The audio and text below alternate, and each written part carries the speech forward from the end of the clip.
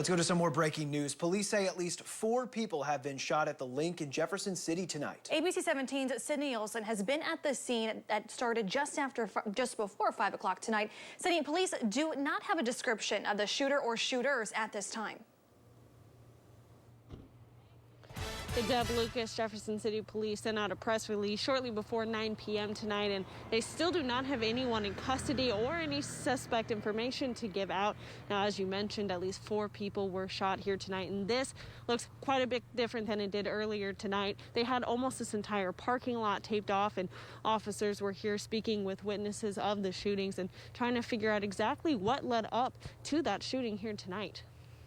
It was a chaotic scene just before 4:30 here today as people ran from gunfire.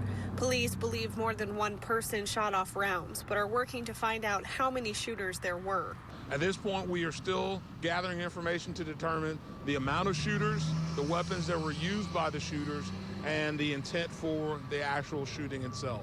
4 people went to the hospital earlier tonight. We had 2 transported by ambulance from here, 2 self-transported to the hospital.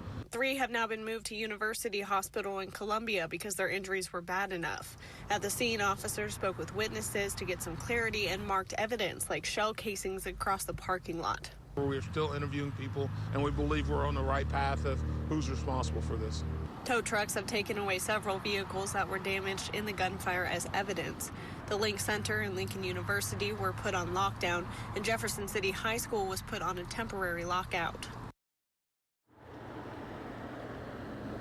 Now, police did make several vehicle stops right after the shooting tonight, and even though they do not have anyone in custody at this time, Lieutenant Williams with the police department did say that he feels good that they're on the right direction to finding out who is responsible for this. Reporting live in Jefferson City, Sydney Olson, ABC 17 News. Sydney, thank you. Jefferson City Police and Lincoln University Police both responded to the scene.